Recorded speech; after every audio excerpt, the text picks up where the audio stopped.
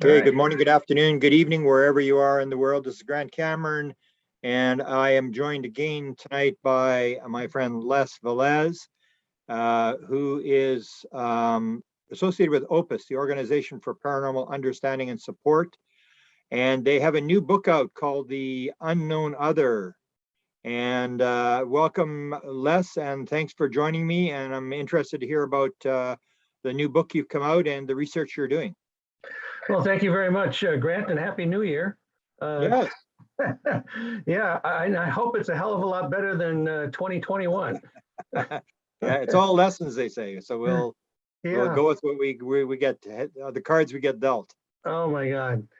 Well, you mentioned the OPUS, the Organization for Paranormal Understanding and Support, which I co-founded in 1994. And since that time, myself and a number of other people in our organization have been trying to help people that claim that they've been contacted by non-human intelligences. And so finally, after many years of people cajoling me to write a book, I finally did, and as the title is, The Unknown Other and the Existential Proposition of Alien Contact. And, from a philosophical standpoint, we're talking about, well, this is, life and death type stuff, possibly. But from a logical standpoint, it's like, are we talking about something that's true, that's for real? And so what I tried to do in the book is to hit those points and bring out the various aspects of the abduction phenomena. And so it goes across the gamut as far as, describing how these things go down, the psychological effects, the physical effects that occur. I talk about the debunkers, talking about, well, it's false memory, it's fantasy proneness, it's, so many other things that people bring up.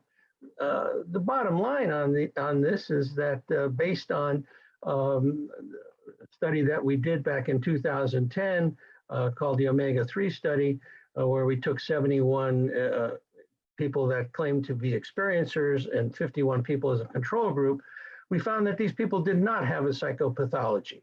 So they're not crazy.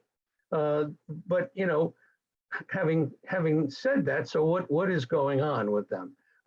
We talk about in the book the aliens themselves, what people describe.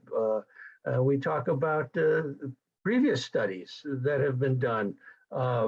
Besides Gary Nolan's, going back to the 70s, various scientists have looked at the Caudet-Putamen area and as a factor in people's ability to have psychic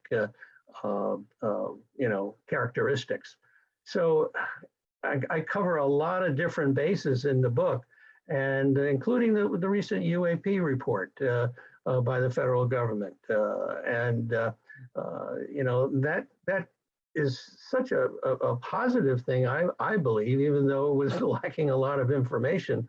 Nevertheless, that they've stepped up and are actually starting to look at this. And of course, the next thing that's possible with that is the fact that they're going to start really paying attention to the people that have had these experiences with, contact with non-human intelligences. Okay. Can I ask what your data set is? I mean, you go right back to 47 with the contactees, or are you just dealing with abductees, or I guess what we call abductees, and how many were in the study that make up the book? Well, the Omega-3 study was a total of 71 people that were experiencers, and then 51 as a control group. However, over the course of working with these people, there's over 300 people that we have worked with, and there's about 25 stories from people in the support group, the online support group of OPUS, that have told their stories, which are extremely interesting. And I think people, when they get the book, would also concur with that they're telling some fascinating stories. You mentioned the government. I just did an interview with Deborah Cobble, and as you may know, her report was sold by John Carpenter to Bob Bigelow. And that was the material that became the OSAP study, all that material. So can I ask you, did any of you, and I asked her, I said, did these guys contact you? I mean, they say they're looking for the answers. They want to know what's going on, the UAP report and all this kind of stuff. Did they contact you? And she said, no. Did they contact any of your people? Do you know?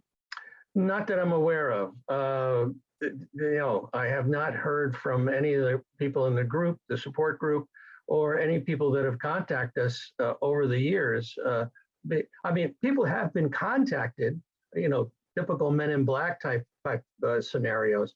However, those were mostly warnings instead of trying to ferret out information, which I think the government is already doing. A la Melinda Leslie's comments and her experiences, where they're trying to understand what the hell is going on. You mentioned Men in Black. What's your take on that? And based upon what the people are telling you, I guess some of your people have had these experiences. Maybe you can mention one. And what do you make of Men in Black? Because there's different interpretations as to what might be going on. These are just typical late model vehicles that pull up. People getting out of the car that are wearing dark suits, for instance. Coming to the door, very menacing in nature, talking to these people, asking questions, and then, basically telling them, well, now that you've had that experience, forget it, and don't mention it to anybody.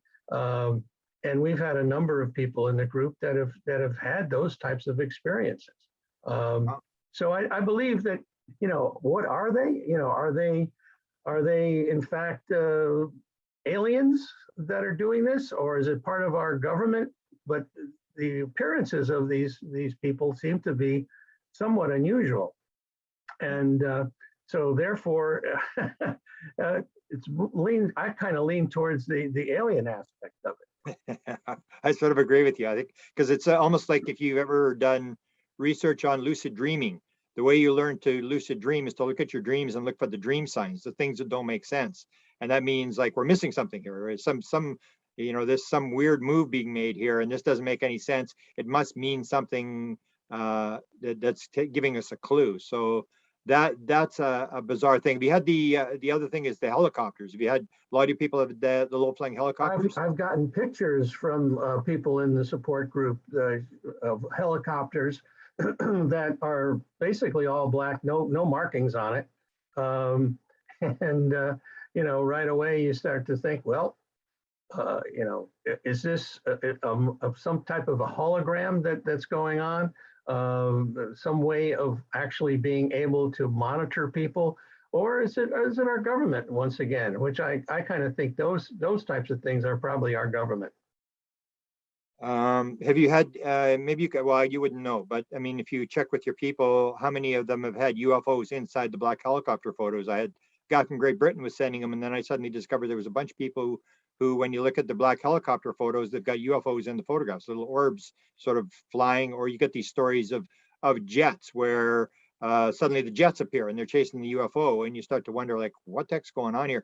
Is the government that ahead of the game? Because if you remember back, the very first UFO sighting really wasn't Kenneth Arnold. It was 3 days before at the crash at and off the coast of Washington there, and there was Men in Black there. So I mean, did they have it organized already that they immediately went and sort of put the squeeze on these two guys when the government really didn't even know what was going on? It was the first sort of case. Yeah, I think they, the others, if you will, the unknown others don't want to keep a cap on this thing for whatever reason.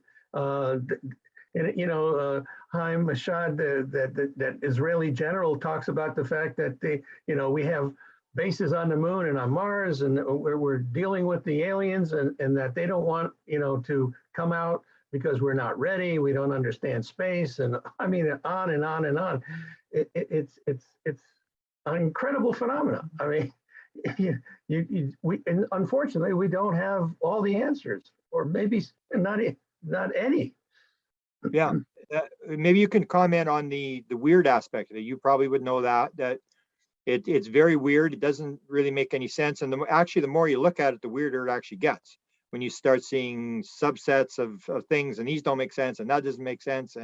And so talk a little bit about the weirdness aspect, because you must have seen this over and over again, that these are not just straight, some guy had a being in his room and the being took him, and or he saw a UFO or whatever. It's never that. It's always this really weird stuff. Yeah, and one of the people in my book by the name of Adam Yeah.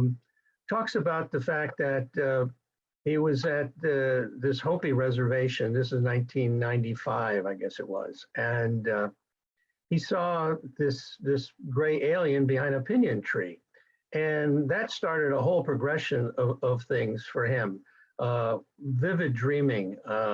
And then he got involved with this mantid type of a creature, and he described it vividly, with the scales and being light green, and there's gold in it in the pores, and I mean his descriptions were just unbelievably detailed.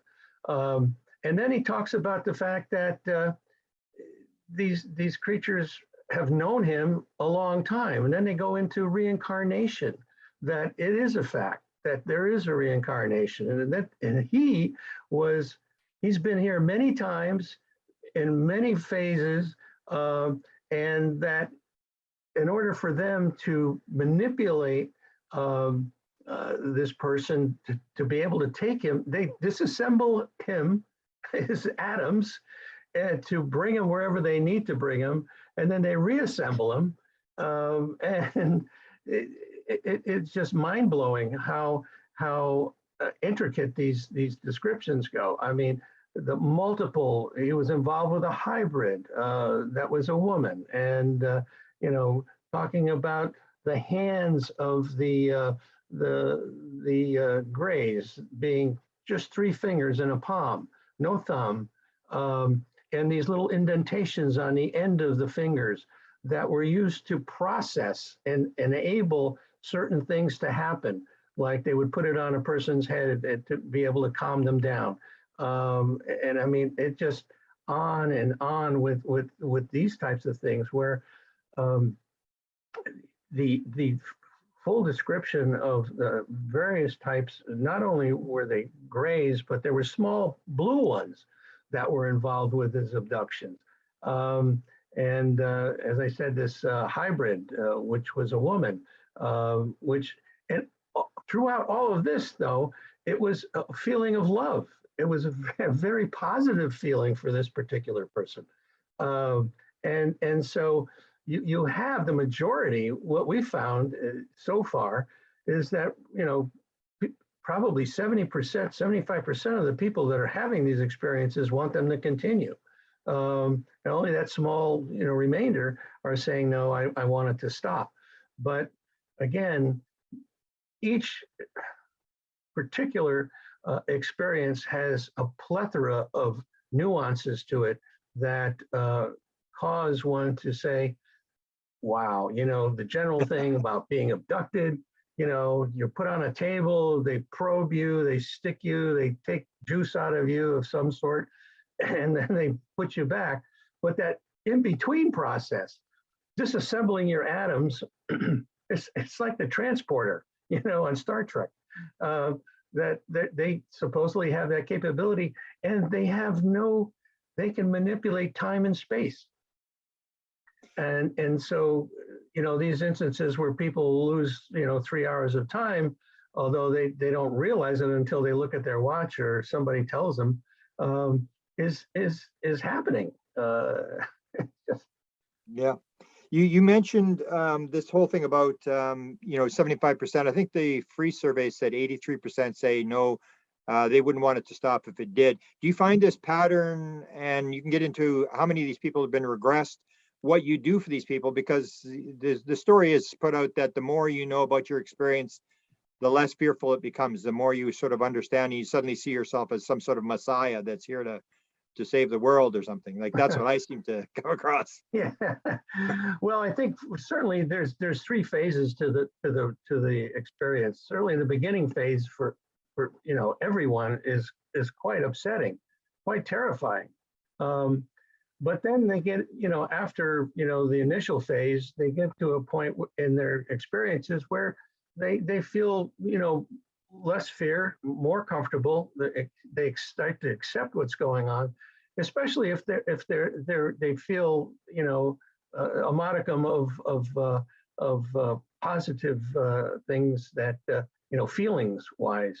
Although in a lot of cases, you can't get a feeling from these creatures at all. I mean, it's totally nonplussed in a way.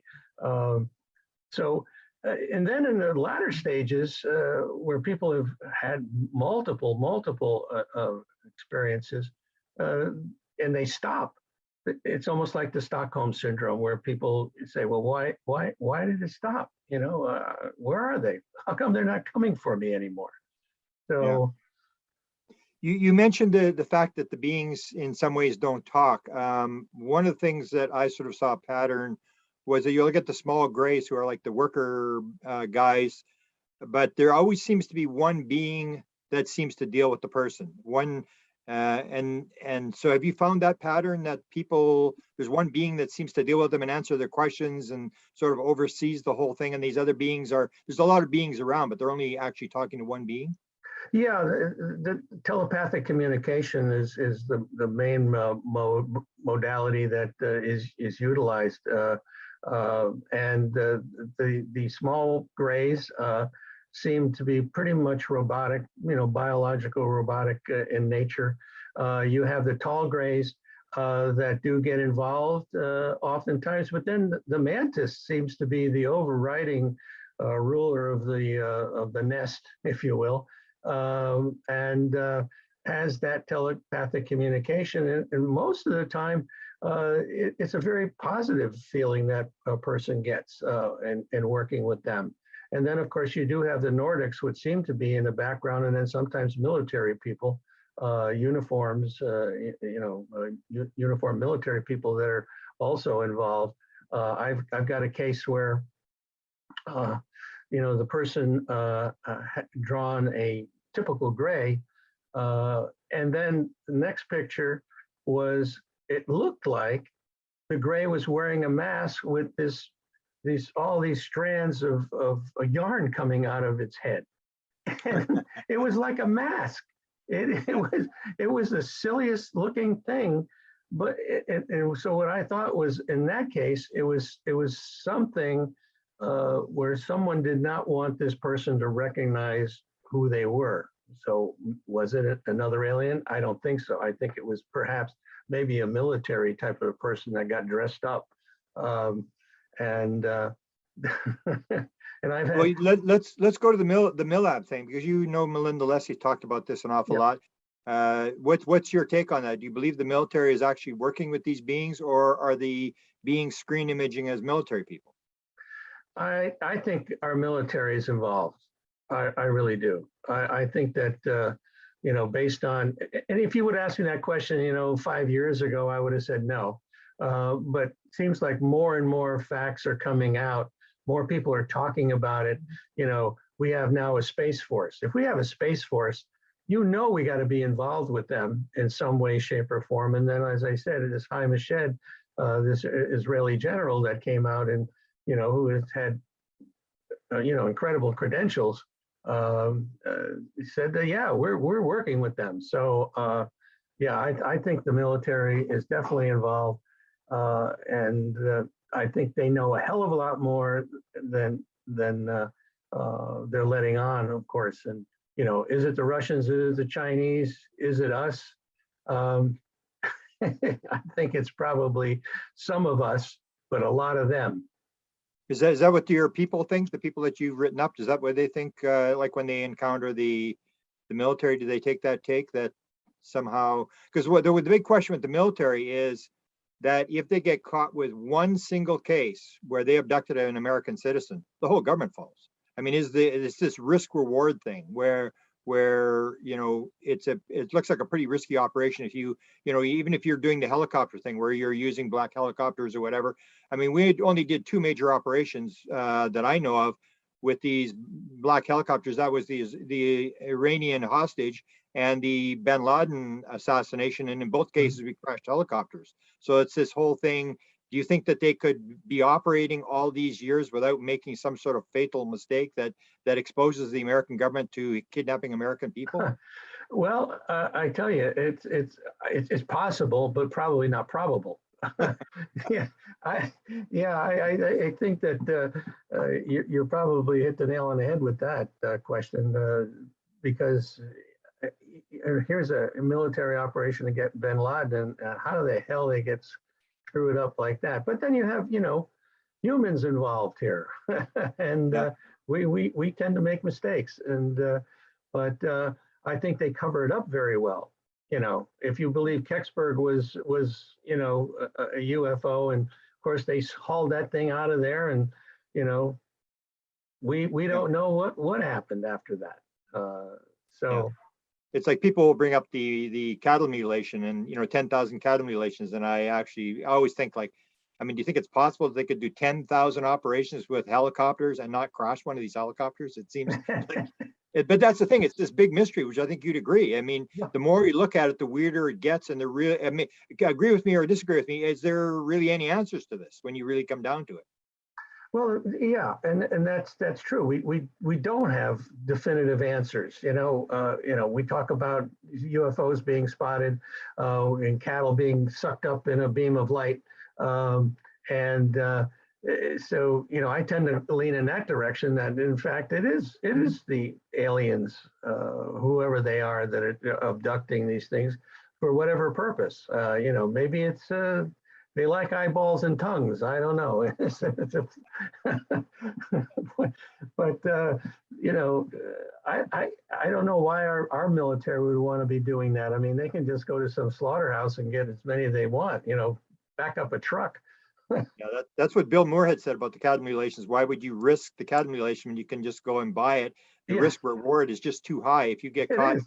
trying to get a $500 cow and you crash a helicopter and the government falls, I mean, that doesn't make any sense. It's sort of No, like there's easier ways to do it. right. You mentioned the reincarnation thing, which really interests me because I know there are cases like this. Chris Bledsoe is a prime example where Hmm. he gets asked in the regression in 2008 by Michael O'Connell, the associate of John Mack, when did you first engage with these beings? And he said, before I was born. And then O'Connell says, in a past life. And he says, yes. How does that change everything? If that's true, and these beings are moving from life to life, because I think majority of the UAP reports and all this kind of stuff is assuming that this is just something that started in 1947. It has Mm. no spiritual connection. Do you see a spiritual sort of connection in this whole Abs- UFO ab- thing? Absolutely, absolutely. It's a total spiritual journey that these people are going through. You and I are going through maybe a different spiritual journey. I don't know if you've had an experience Yeah, yourself. yeah. Myself, I had one of the support group meetings when we were doing them live in San Jose. A person tell me, I've seen you before. And I said, where? A UFO conference? No, I saw you on board the craft. I said, oh, really? And so I kind of blew it off. And so it was probably a year and a half, 2 years later that another person in the support group says, I've seen you before. I said, where? A UFO craft? No. I saw you on board the craft. You were sitting on this bench naked and you were freaking out. And they told me to go over to calm you down. And so at that point, I decided to go get regressed. And I had 3 separate regressions, and I did not find anything in light of that type of a thing, being abducted, but I had multiple past lives. And then somebody in a recent conversation I've had said, well, maybe you were abducted in a past life. And I totally now, based on more people that have come to me and tell me their stories, that this reincarnation thing is pretty significant, and that it is totally going on. How about pre-birth memories? Have you got some of the cases where you see this kind of stuff where they remember before they were born, and this whole thing about you and I, like, why are you and I down the rabbit hole? Why can't we sort of keep things together wherever, you know, your whole family thinks you're kind of nuts and you can't get out of the rabbit hole? Do you think that this is part of why you came to the earth, that you got dragged into this thing, and that you've got to do this? Yeah, that's a good question, Grant. I it all started, I guess, for me when I was 11 years old, and I saw this craft, There you go. and it scared the hell out of me. I ran in the house, and by the time I got my father to come out, it was gone. But I went to the library and started reading about UFOs, and of course, I got older, and I kind of forgot about it. Went to college, got married, had kids. I moved out to California in 1985, and I picked up the San Jose Mercury News, and Stanton Freeman was going to talk about UFOs and the government cover-up. And oh my God, the switch got turned on. I had to go see him, and he did one of his inimitable, lectures. Yeah. And MUFON had a table in the foyer, and I said, well, I'm going to start getting their journal. And then I became a field investigator. And then all the cases I got involved with turned out to be abduction type cases. And that's when it really hit me, like, I need to be able to help these people. So I don't have any, childhood, or pre-birth, remembrances of having a mission, but every time I try to stop this, I get sucked back in. I totally get sucked back in. I get a phone call. I need your help. We used to make a joke about that. You know how long you've been in this? I've been in this since 75. And I remember we used to have a joke because from time to time, you'd say, this guy's had it. That's it. He's like, Jacques Vallée was famous, 1967 already. He said, I'm quitting. I'm never coming back. And you hear this all the time. And we'd hear it so much. And then the person would come back. We'd always say, when someone would say, oh, this guy quit. Do you hear this guy quit? And we said, nobody quits. He'll be back. Don't worry. Sorry about it. Yeah, I believe it. I totally believe it. Yeah, it's an amazing thing because we do get little tidbits every once in a while that really spark that interest further.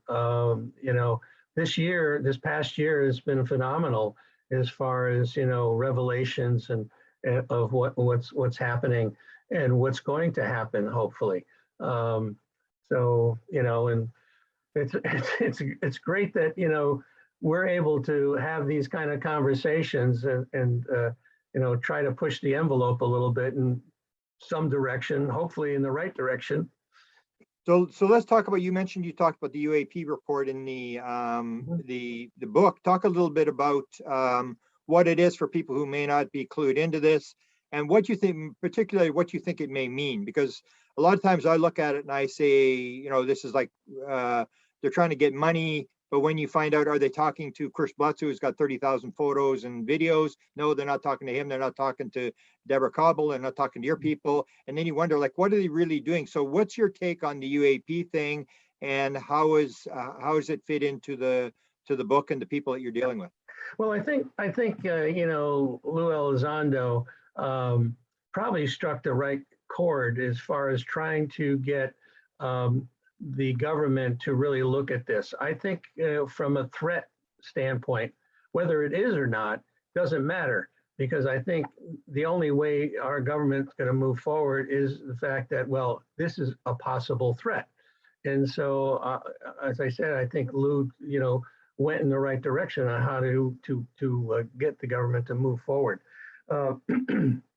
Now, the latest revelation on all that is the fact that now there's supposedly an official group, but are they funded? Do they have the ability to do anything? That's a big question, head scratcher. And are they trying to bury it in some way, shape, or form? I don't know the name of the new group right now.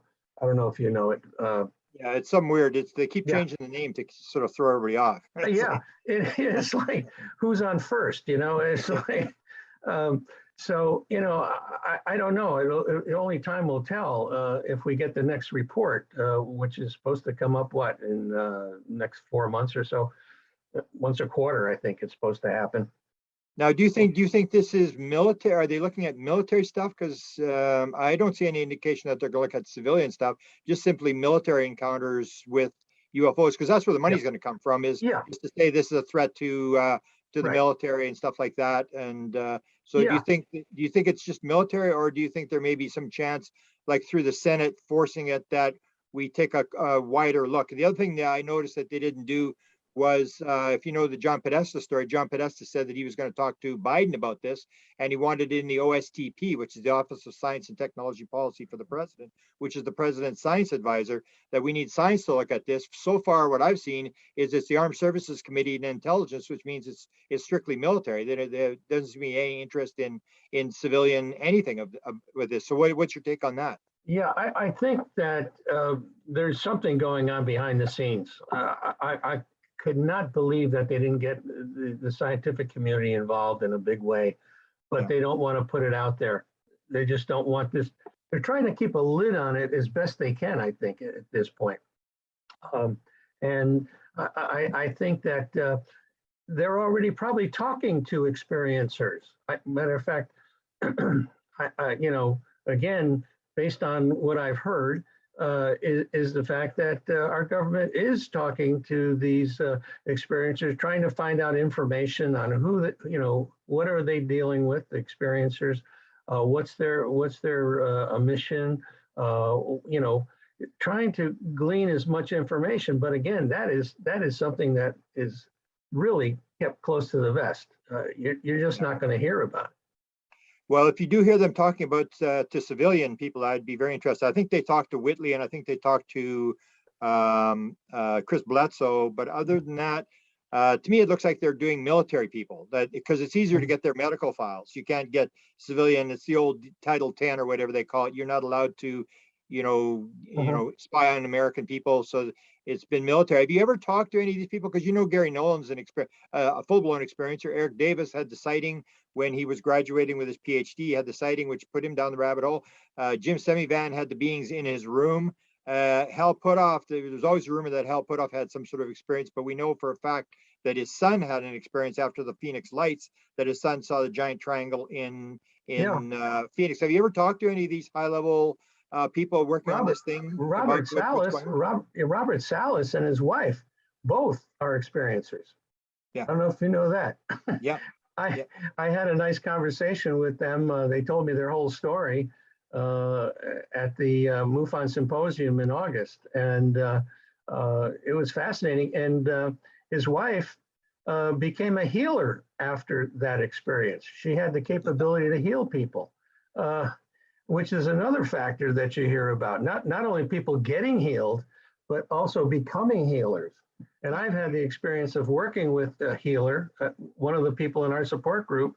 I had a back issue and had 2 sessions with this person, and he was in Vancouver and I'm here in Texas, and Wow. I was cured. It was amazing. So,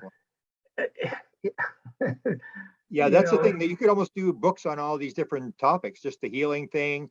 I mean, because a lot of them, unless you ask them, they really won't tell you that they're doing this kind of stuff. You mentioned Salas. I remember I made a joke, people got upset about it, and I said it's almost like this is their inside operation, that they shut down the nuclear missiles, and it's their guy, their abductee experiencer, who's in the silo. It's like they've got the guy in there. It's like it's all planned. It's like, what's the chances that Salas is in the silo when they shut the missiles down? And the other one is Robert Hastings. Now, Robert Hastings has come public and said that he's an experiencer as well. Almost mhm. like once you touch the subject, like once you see your UFO and you get dragged in, it's almost like you attract the phenomena to you.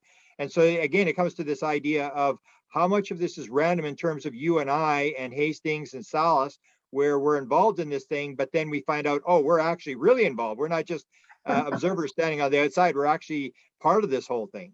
Yeah, yeah. I mean, that's a good question, and one that you know, as I said before, I've many times tried to back myself out of all of this, but then I get sucked right back in, and it's like you got a mission, buddy, and Yeah, you're not getting out. You got to do this, and yeah, and maybe it's because it's like these people are coming to us looking for help, whether it's a hypnotherapy or just joining a support group. Um, they if we can help them, that's really a good thing because it keeps the lid on things, so to speak. It keeps the lid on, and if you believe the agenda of these aliens is to eventually maybe take over, as some people have posited, or then that's probably a good thing to do because you don't want to all of a sudden have people running around saying the sky is falling. Well, if you have the reincarnation thing, and I always said that was part of my download I had in 2017 was this thing, if it's one life, that's one world with certain rules and regulations. But if it's reincarnation, everything changes. And that's the whole thing with this, is if you look at the reincarnation angle, then you and I probably came in for some sort of reason. It's not like this is like random, you just end up in a body and you don't know what's going on, and things randomly happen to you. You start to realize that there may be some sort of overall pattern where we're coming in. And even the thing where you and I are not young guys anymore. And a lot of Right. people say, when I'm 65, I'm going to retire and I'm going to sit and drink Mai Tais on the Hawaiian beach. And nobody retires in the UFO field. We're still actually busier now than we were before. It's like, oh, now we can do it full time. And so Absolutely. it's like something where we'll do it till the day we die. Yeah, I mean, luckily we can do it behind a computer, Yeah. sitting in a chair, or a wheelchair, as the case may be. But yeah, it is an incredible phenomenon. I think that you know all these paranormal factors are all part of the same thing. Whether or not you're talking about poltergeist activity, orbs, grays, uh, it's all connected in some Yeah. phenomenal way. Do you think, like I do, that this is the biggest story of all times? That if people actually understand what's going on, there's no bigger story than what we're dealing with? Totally, I totally agree with that, Grant. I mean, this is beyond just an alien coming down and like landing the saucer on the White House lawn. Yeah. This is beyond that. This goes back to your question about spirituality. Yes, this is a whole spiritual journey that involves factors that are beyond our way of understanding. I think some people have maybe dug in deeper and gotten a little bit more answers. And they talk about the source. And matter of fact, Adam in our book talks about meeting the source. Wow. And, uh, you know, and of course, the source never talked to him, never said anything, just, he just intuited that this was the source. So, That's almost like Betty Andreasson with the one, where she went through the 6 books. I remember when she finally got the 6th book, she said, I'm finally going to say what the one told me. I could not wait to get that book. I was like, holy cow. Finally, we're going to find out what the one said to her. And that was that whole idea where people don't realize this kind of stuff. And I think you would agree that a lot of people are getting these sort of stories where they're being told stuff. So maybe go through a little bit of the messages, what these people are being told by these beings. yeah, it seems to me the real common thread through all of this is that we need to be better stewards of the planet. Whether it's not utilizing fossil fuel the way we are, to look at other alternatives to energy. Uh, being better to one another. And so these are all very positive things. And of course, then you have people saying, well, these entities are lying to us. They're just telling us a story to make us feel good. And then behind the scenes, they're doing things with these abductees, whether it's creating hybrids that are eventually going to take over the planet. As David Jacobs talks about the hybrids, and they're getting so good at this that you can't recognize. Maybe you and I are both hybrids. I don't know. But maybe that's why we're so interested. But I don't Yeah. know. So have you had you read the, I guess, the Skinwalker at the Pentagon? Maybe you can comment a little bit on that book as it relates to your book. And the idea, like one of the big things they brought up was the orbs, which kind of surprised me, was this idea about these evil blue orbs. And Mhm. Betty Andreasen has the blue orb that follows her around. And they actually say to her at one point, they say, "Well, do you think it's protecting you?" She said, "Yeah, I think it's protecting me."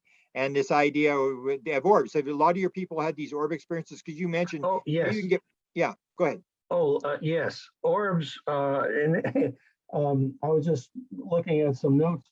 Um, the one thing that the people talk about, and not only people, but we just recently finished the first phase of the Omega-4 study, where we actually got a hold of therapists that have worked with experiencers.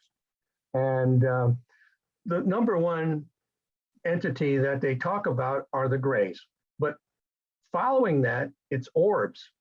Orbs are the number two thing that people talk about, which is the first time I've really heard that it was so high on the scale. I mean, the These are grays, your people? These are the people in your book? yes, yes, Okay.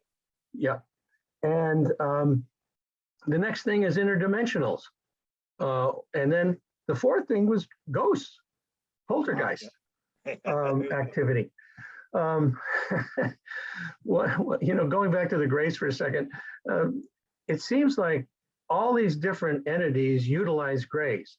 So there must be some kind of a supermarket out in the universe where they all go to the same supermarket and, okay, I need a couple of grays. It's like an iPhone.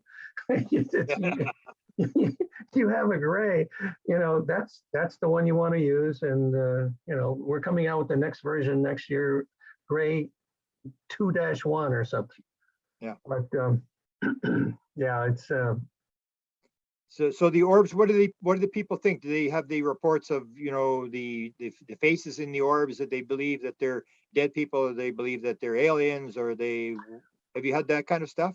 well, I've had a personal experience with an orb. Oh, This was in Sedona. I had a friend that was taking pictures because she felt that she would get a feeling that there would be an orb.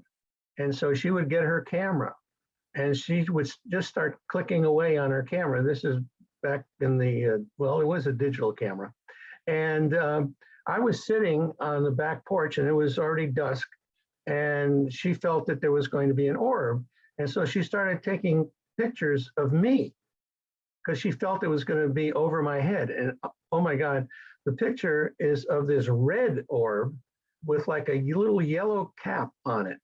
And every time she took multiple pictures, and this orb actually moved in the digital picture. wow. The little yellow cap would actually move. And then she showed me pictures that she had taken and blown up of orbs. And the grays were in the orb. One was like really close to the camera, like this, or to the front of it, and then there was another one in the background, and they were looking in different directions, like they were looking through this portal. So these orbs can be some type of a small portal that's actually happening. And then like you say, and that Skinwalkers at the Pentagon book, they talked about these things causing issues, but also I've heard just the opposite, where these orbs have gone into people's body, and like this one person, Kathleen Martin, talks about it in I think one of her books, where it went into this guy that had cancer, and after that happened, he was cured. His cancer went away. Yeah, he's local here. He's a friend of mine. And so it's a case I'd heard about when it happened with the video. But you get this this sort of a deal where in the Skinwalkers, and maybe you can sort of reflect whether you know anything about this, is that it seems to, if you look at Brandon Fugel says, the phenomena is reflective. So the people that have the problems with the phenomena are the people who are aggressive towards it, or you don't have the proper attitude.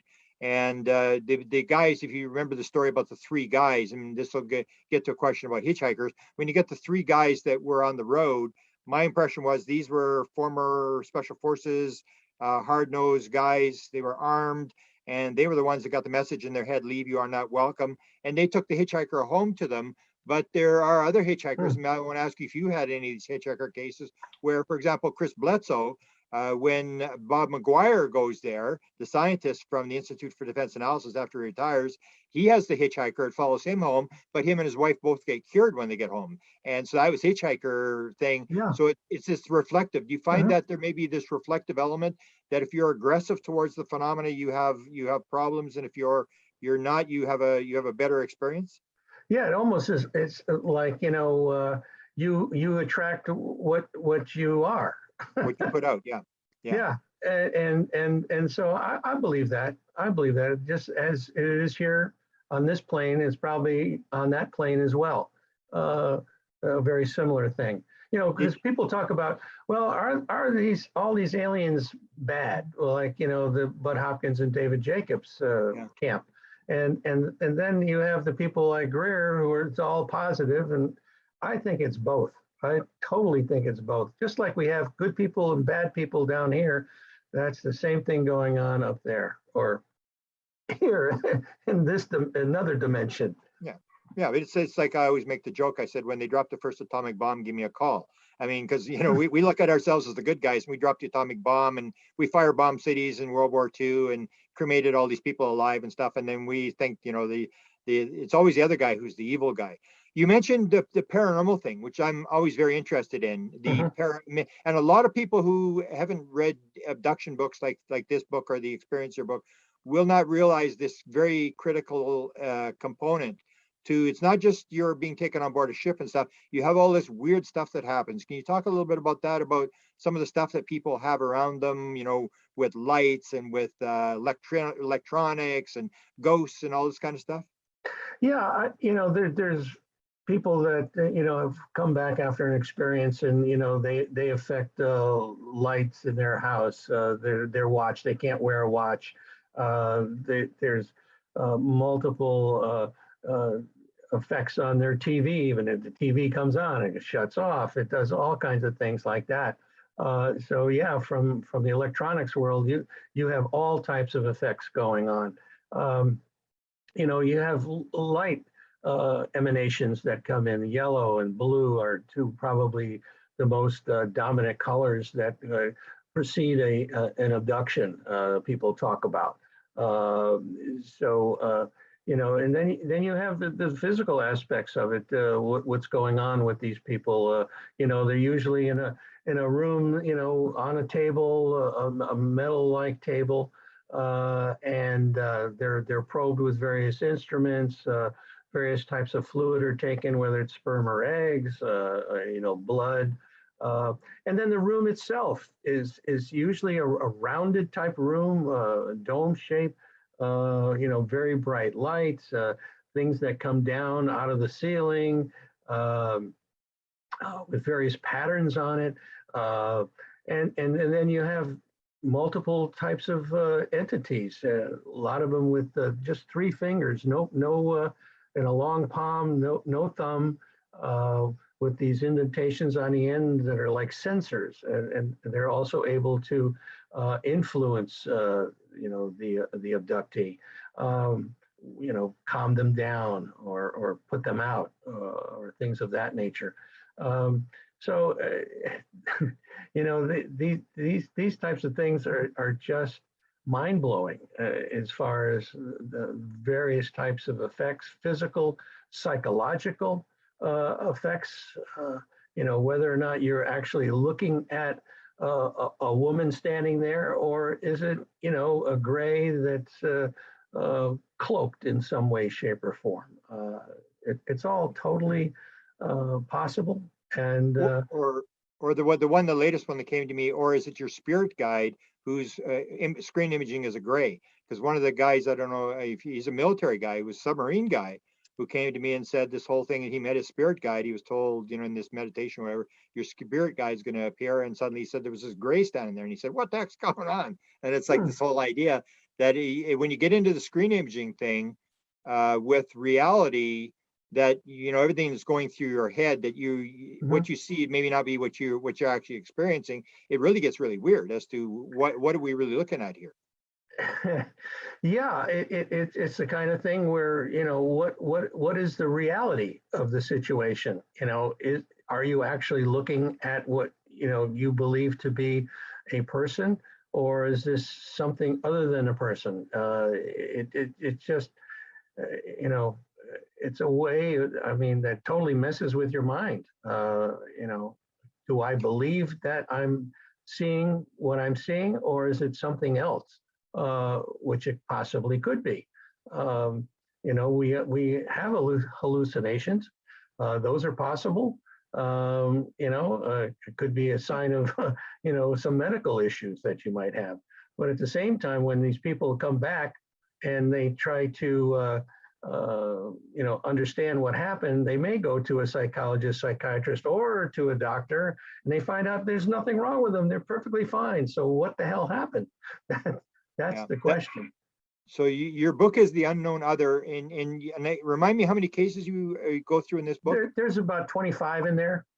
Okay, how many of these people that would come to Opus would be getting regression? And let's deal with the sort of the whole subject of regression Okay. in terms of pulling the screen image, where people think, oh, I saw like an owl, like Barbara Streisand's stepson told me there was a 5-foot owl. Him and his wife saw this 5-foot owl in the bathroom sitting on the counter. I said, really? Was it 5 feet tall? He said, yeah, it was 5 feet tall, because you hear the 4-foot and you hear these weird things. And again, it comes to this thing where, what are you really looking at? And that's where I think the advantage of hypnosis is you can sort of get past these screen images, and you can talk to the person and say, go up and take a closer look. What is it really? So talk about regression, and how many of the people that you deal with will come for regression, or how do you really deal with people? What do you do with when you get Yeah, a call with somebody? sure. Well, first of all, on our website, which is opusnetwork.org, which is behind me on my screen thing back there, they will generally contact us through that site. There's a place for support, and a couple of the items. One is wanting to be a part of the support group, which is free. It's confidential. And then the other aspect is looking for professional help, and that's when we talk to them and understand what kind of professional help are you looking for, and 9 times out of 10 it's hypnotherapy. And then what we utilize is a list that we've compiled, and I'm also a member of the MUFON ERT, the Experiencer Resource Team, and as a research consultant.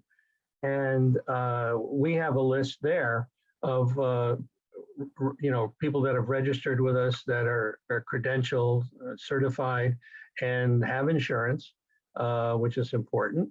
And we have pretty much covered the United States, but there are holes where we don't have people in a particular state. But then again, we have people that have stepped up, especially during this COVID situation, to do Zoom or Skype type sessions. However, when it's probably not the best way to do it. You want to be, with a hypnotherapist one-on-one. But other than that, it's important to have someone with the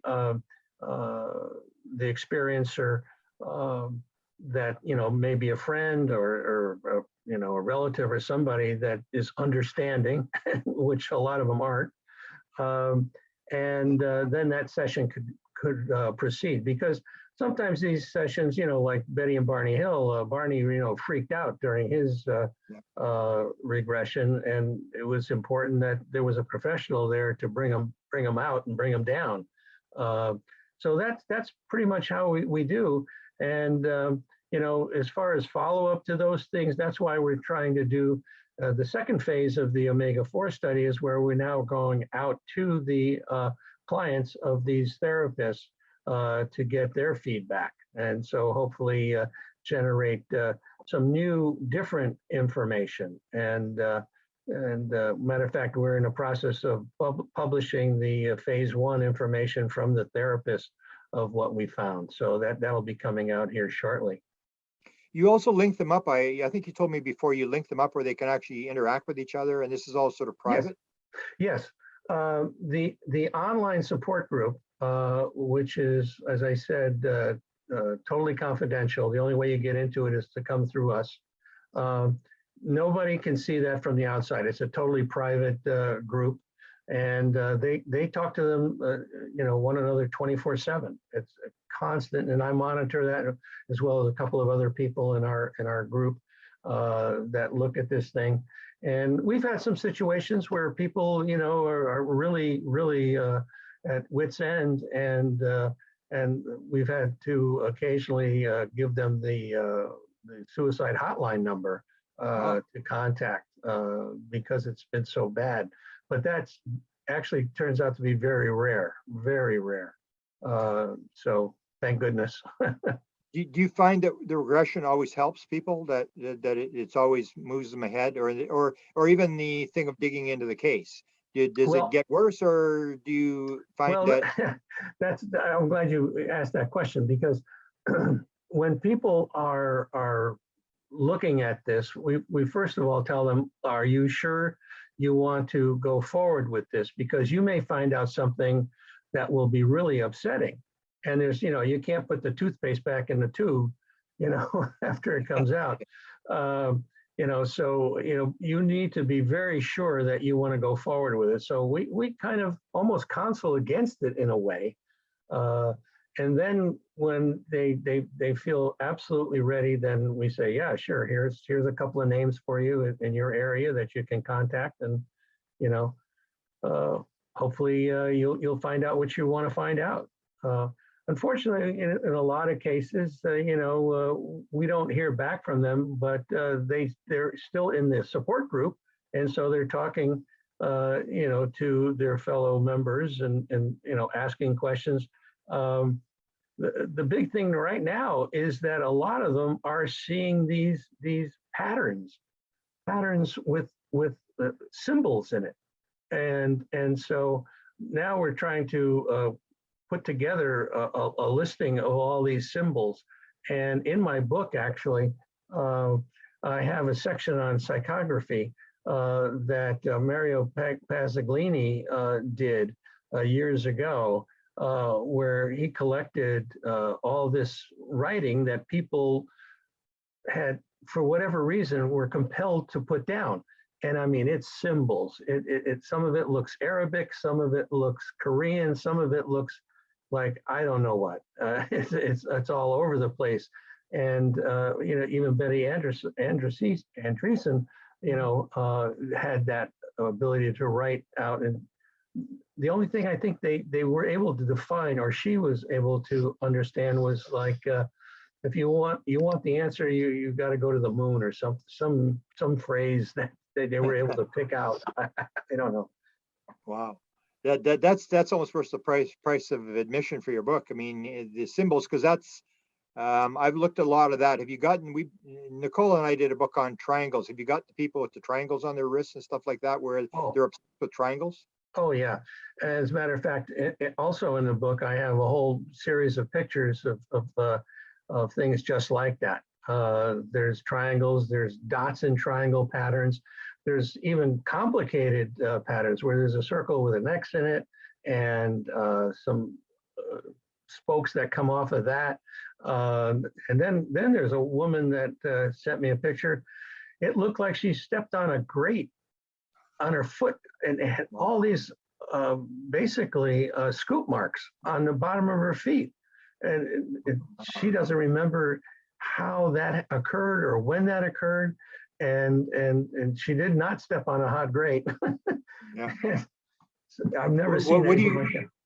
What do you make of this? Because I mean, it doesn't, like, you can see, like, there used to be the old thing about the scoop mark or whatever. They could take a skin sample, but how do you explain a triangle? Like, why would you put a triangle on somebody's wrist other than they want you to go like, wow, what's going on here? Or that's not a dream, or this is for real. And you get these people. There's even one very famous singer called, I can't remember the song she wrote, but she'd sold 11 million albums, and she only had one tattoo on her whole body, and it was a red triangle on her wrist, and the song was definitely an experiencer song that she was being abducted, and I don't think she even Demi knew. Lovato. Demi Lovato.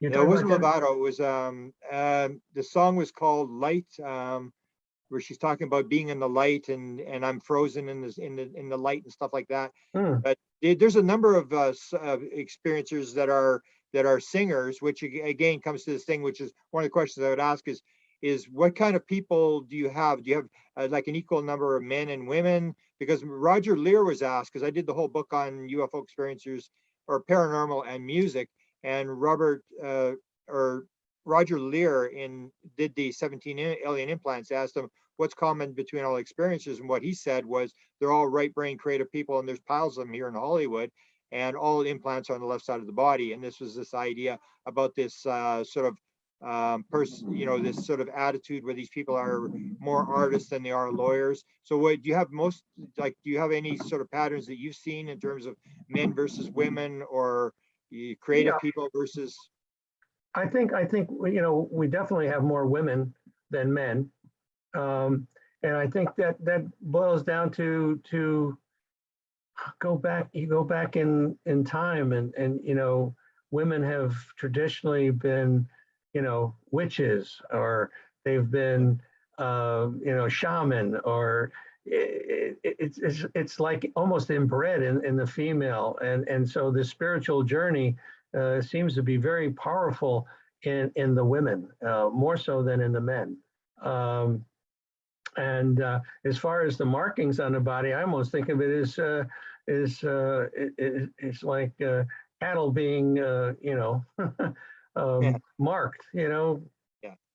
Except the cattle know it this time. The cattle are sitting there wondering why are they putting this sort of brand on me? It's like Branding, exactly. it's kind of weird. That's where, and I don't know if people they need to read these kind of books, because that's what I say, and I would encourage people to read your book and your research, is because that's what I say is you can only determine so much by a light in the sky. You saw a UFO, I saw a UFO, Mhm. and you can only go so far with that. But it's when you start talking to the experiencers, that's when it really gets weird, and you start to maybe not understand, but you realize that this is a very significant thing, and there's something actually going on here, and there are people who are actually interacting with whatever the intelligence is that's behind this whole thing.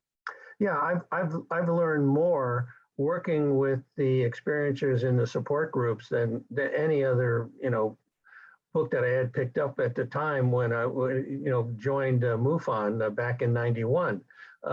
So it is phenomenal. It's phenomenal, and you're right. There's something going on, and the question is, what is it? And should we be frightened by it? Should we uh, try to better understand it? Absolutely. It's unfortunate that we don't have, and I think it's starting to that logjam is starting to break about our scientific community now starting to get a little bit more interested because of this UAP report.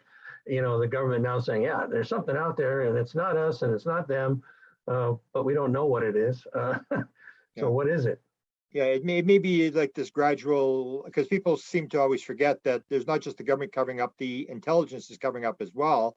And yet they're doing this gradual disclosure. So when you see the UFO, I always make the joke, I say to people, so what was the UFO doing? And they always go, it wasn't doing anything, it was just there. Do you think it saw you? Yeah, I think it saw me. And it's sort of like they're doing this gradual disclosure where they're sort of Yeah. dropping these breadcrumbs, and Yep. even the metal stuff. I don't know if you got into metal Yep. stuff, but that's why I said to Jacques Vallée, Jacques, this makes no sense whatsoever. I mean, you come across the universe and you dodge galaxies and black holes and whatever, and you get here, and then the craft crashes, or it starts to little pieces start falling off it. It's almost like they're doing this gradual disclosure where they just want you to think. They're not giving you answers, but they're making you go through the work. Do you find that?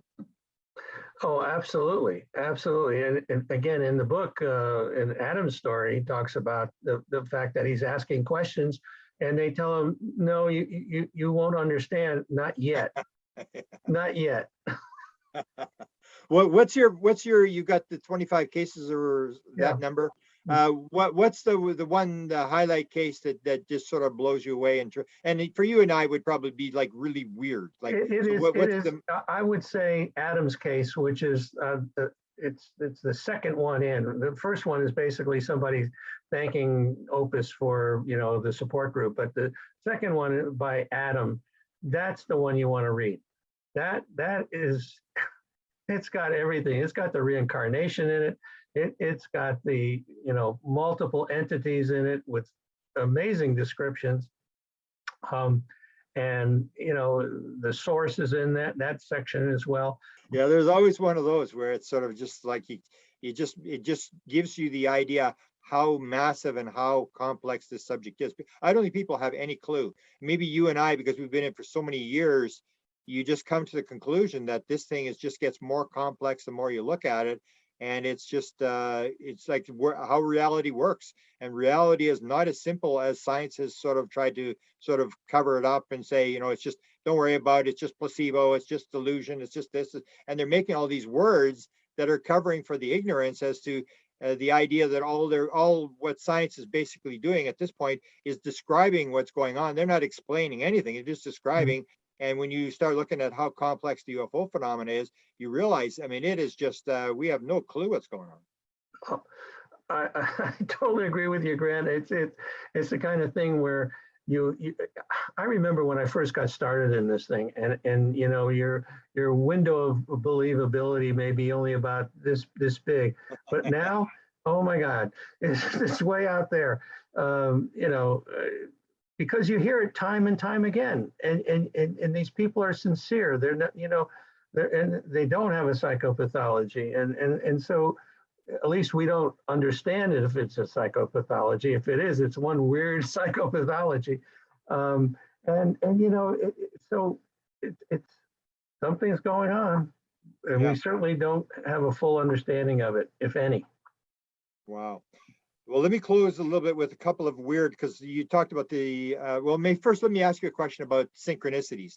Have you found in your experience, your career, that you've had these sort of synchronicities that have sort of led you from one situation to another, that that you're sort of, whether it's a guidance or whether it's just whatever it is?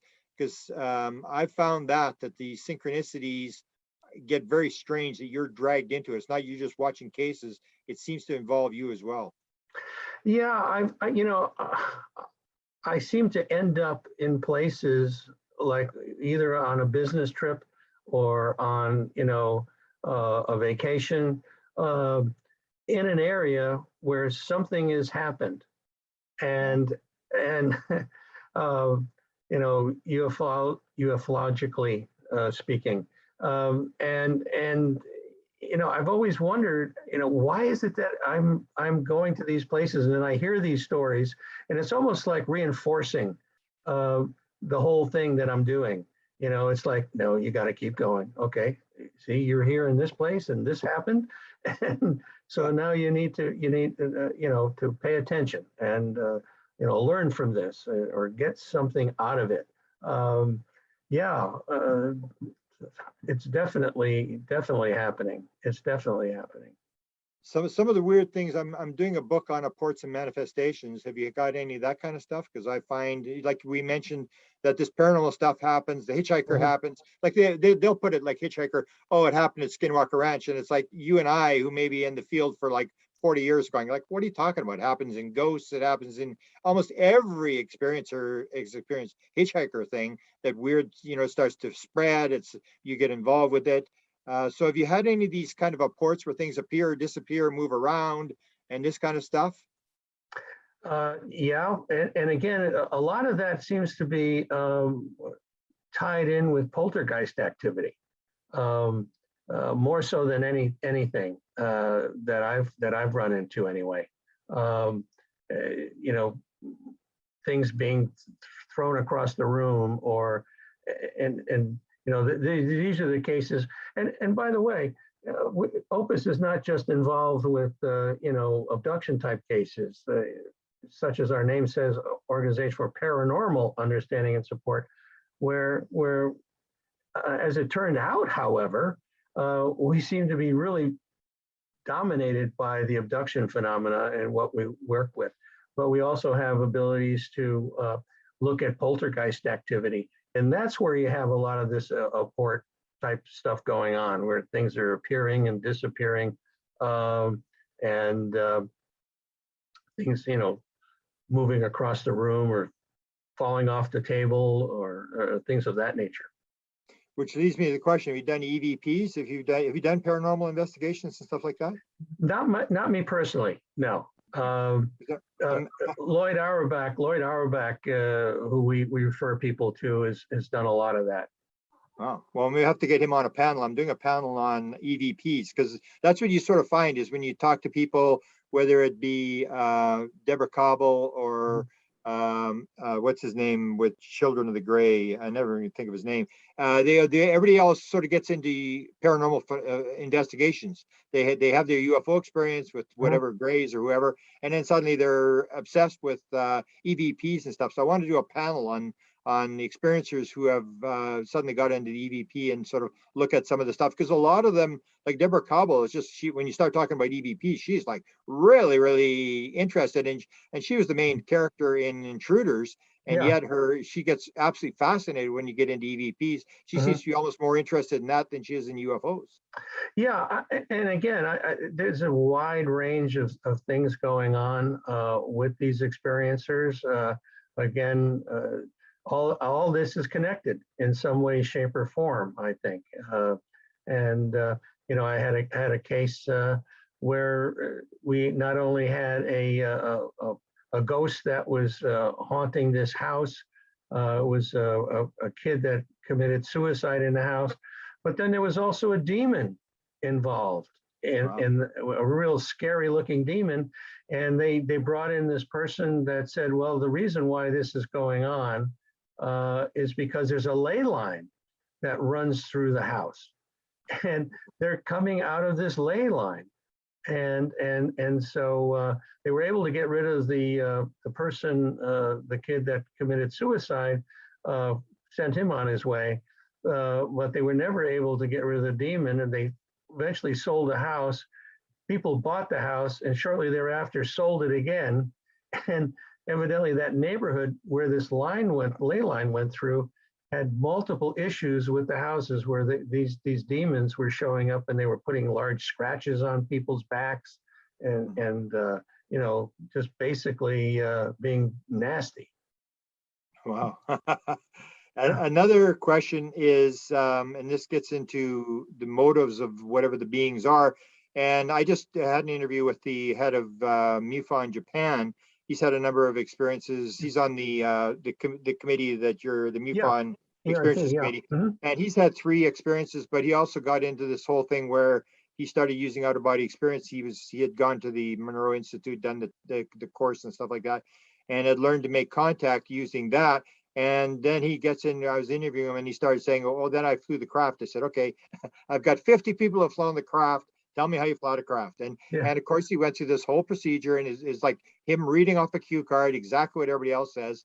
And this whole thing about consciousness. There's this: the craft is alive. You become one with the craft, and whatever you think is what the craft does and stuff like that. Why would the beings? First of all, have you got any of the people that you've got that have flown the craft? And number 2, why do you think that the intelligence is doing stuff like teaching people to levitate things, teaching them to write alien language, teaching them to fly the craft? What is this about? Because you can see the hybrid thing, but the hybrid thing, how long does it take to get sperm and egg? I mean, and the people are gone for hours, and I had guys who would come to me and say, "You got to stop it. They're taking me every night. I can't do it. I mean, I'm in this school and they keep going, and I can't take this anymore." And so there's more that's going on than the hybrid thing. It's this training. What do you think's going on with the training? And have you had anybody who's reported to you they've flown the craft? Yes, I've had a couple of people over the years talk about getting taught how to fly the craft. And it almost sounds well. Matter of fact, one of our advisory board members, Terry Lovelace, flew a craft. I don't know if you've had him on your show, but and so he flew a craft. And what's the purpose of that? I mean, he's been abducted and had a damn scary. He's one of the guys that wants it to stop. He doesn't want this to go on anymore. I mean, he had a really bad time, and what is the purpose? I have no clue, no clue why they would want to teach you how to fly the craft. You're not going to be coming up there. I had one person, this is years ago, tell me, you are a commander in the Palladian army and the fleet, the Yeah. Palladian fleet. And I said, really? I, I said, well, maybe that's why I'm so involved in all this stuff. I'm a Palladian. It gets very, very strange, very, very strange. I mean, that's, Oh, but it's interesting. I mean, it's like, what else could you possibly do? That's why I say it's the Super Bowl of all stories in terms of how important it is, but also the excitement of the story. Because I mean, if you were to go back to watching TV, you'd go totally crazy compared to what we're doing. I mean, the stuff that you're doing is like just so, seems so important and so weird that you sort of feel sorry for the people who aren't involved. Like, what do you do with your time? Like, how can you be talking about other people and find that exciting, or gossiping or talking politics or whatever like that? So it's an interesting point, Grant, that, people get up in the morning, have breakfast, go to work, come home in the evening, have dinner, watch a little TV, go to bed, get up in the morning. That whole routine yeah, gets over and over and over again. And there's some kind of conscious dissonance going on with yeah, the majority of people that this just does not enter their mind. There's no yeah, room for it. It just can't happen. It can't yeah, happen. yeah. And I why you and I are doing this and interested in this stuff. I mean, it's who Yeah, knows? it's almost like they're at their level, but the level is when someone tells them they got 3 months to live, then they're scrambling around trying to figure out what's going on, where am I going to go, what's happening, and you and I spend basically our whole lives trying to figure out, like, where do we come from, where are we going, what's going on, what is reality, and it's I can't see anything more important, but I mean, I guess that's our job is maybe the thing that, because you and I have a higher understanding of what's going on, we have more responsibility to put it out there, because we can't really say, if it comes down to the end of our lives and we get some sort of judgment, we can't really say, well, I forgot I was going to do it, but COVID came and then I decided I wasn't going to do it. I mean, you knew you had, too much is given, much is expected. That you and I are in sort of a position where we've got a lot of information, and if it's important like we say it is, it's up to us. The onus is on us to try to get it across to other people, and the people that are ready, which is probably going to be the young kids. I don't think you're ever going to convince the old people, as I always point out with Stanton Friedman's files, which I went to see. I mean, Mhm. Stan spent 61 years, and he would always say the thing, like I argued with Philip Klass at Oxford University, and 78% of the people believed he won the debate, but he never convinced Phil Klass of anything. He never convinced Oberg or No, any of these people. And no. you can't convince the old people. It's like Max Planck says, an idea does not advance by you convincing your opponent. They die off, and the new generation is not Yes. offended with the idea. Yeah, yeah, I have that in my book too. That Yeah. statement. It's totally right. It's totally right on. Yeah. So the Yeah. young people, I think, will probably, and maybe that's what it is. I mean, I remember, I now joke, because I used to say, when Steve used to say, when is disclosure going to come? I'd say, in front of panels and stuff, I'd say 2042. I never thought it would happen. So when the New York Times article came out, and I remember Stephen Greer I wrote an article called 64 Reasons They've Decided Not to Tell You the Truth. And one of the things was, Stephen Greer's contention was that when they discover that the government is actually working on this, then oil is not worth anything and the stock market's going to melt down and crash. And of course, I believe that as well. But what happened when the New York Times article came out? Everybody went, yeah, I knew that already. Go on. We knew that already. And it was like, and that's what's happening, is this climatization thing, that the young people, I'm pretty sure, will say, oh yeah, there's extraterrestrials that are coming here. It doesn't offend them. They grew up with different ideas. And so you and I are probably just building the roadway for the next generation that will actually take this thing to disclosure. Oh, yeah, we can only hope, Grant. Absolutely. You know, I just felt that, putting this book out there it's just another marker, something that somebody can pick up and hopefully read and understand that there's something else going on in this world besides, us and the Russians and the Chinese, Yeah. about to go to war or whatever. Yeah. I totally agree. So where do you go from here? Your book, The Unknown Other, is out. I assume it's on Amazon. People can pick it Yes. up. Yeah. And Opus, if they want to contact your group or ask you questions, they can go to Opus and contact you there. Yeah. What's your future plans in terms of research? Well, like I said, the next phase of the omega-4 study is to go out to the clients of these therapists that we interviewed and had them do a survey for us. And so it's going to be quite an extensive questionnaire, probably 200 questions that we hope to get the feedback on, and then we'll publish that as well. And like I said earlier, that we're going to put that first phase out here shortly.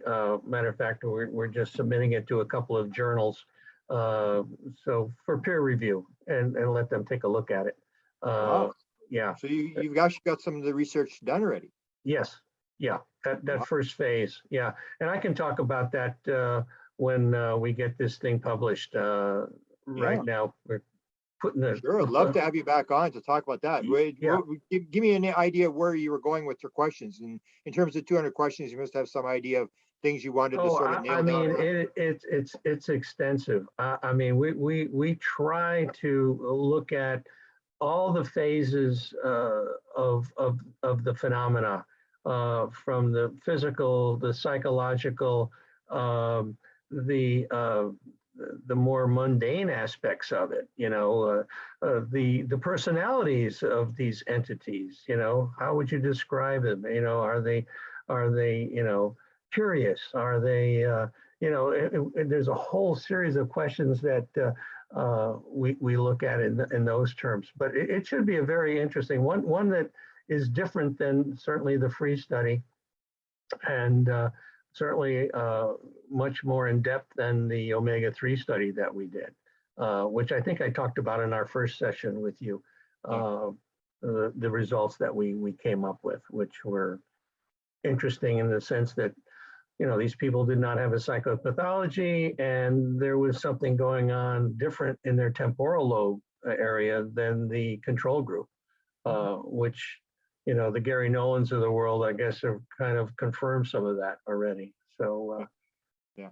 But that's the thing, is they're basing it on us. We're sort of leading the way, that we may not have it like validated through MRIs and stuff like that, but you have to listen to the patterns that are being put up by the experiences to know what to research if you're going to do a scientific study on it. And so I appreciate the fact that you're helping these people and you're doing this work, and you'll always be a friend of mine, because I keep maintaining that we are ignoring the experiencers. We are ignoring the people who actually, if there's any answers to be had, they've got it. I don't think you're going to learn very much by looking at lights in the sky. You've got to get to the people who are actually interacting with the phenomena. So I can congratulate you for your work on this, and for helping people who are, as you point out, and in some ways, almost suicidal. They're totally obsessed with what is happening, what's going on, and you've been a rock and a support to them. So I appreciate and thank you for that.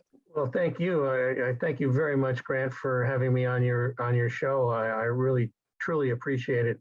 And why don't you message me your snail mail address, and I'll send you a book. Beautiful. Okay, wonderful. And make sure you let me know when your next with your study comes out, and Yep. we'll do another session, and we'll continue this, because there's not that many people. You got Kathy Martin, you got you got a few people that are in depth doing this work, but everybody else, I think, is sort of chasing ghosts. As I look at it, it's like, I mean, we've done this UFO sighting thing for 75 years, and we can't do it again. We can't start, gathering UFO sightings again. We have to get beyond that. So you're one of the few people that's doing it, and congratulations to you. Thank you, Grant, and God bless you. Beautiful. Or source bless you. Yes, whoever it is. I agree. Whoever it is. I think you make the same point as I do. As I've stopped using the word ET or alien or stuff, I just call it intelligence, because when you start looking at it, you start to wonder, like, what is this really? I mean, it becomes less uncertain. And I think anybody who goes off some tangent is actually probably just sort of going in a wrong direction, because you look at it and it is much more complex than ETs or near dimensionals. I have no clue. So I just call it the intelligence. And I see you're doing the same sort of thing. Yep, absolutely. Yeah. Thanks again, Les, and let's talk again soon. Absolutely. Thanks, Grant. Have a Okay. good one. Yeah, you bet. Bye-bye. Bye-bye.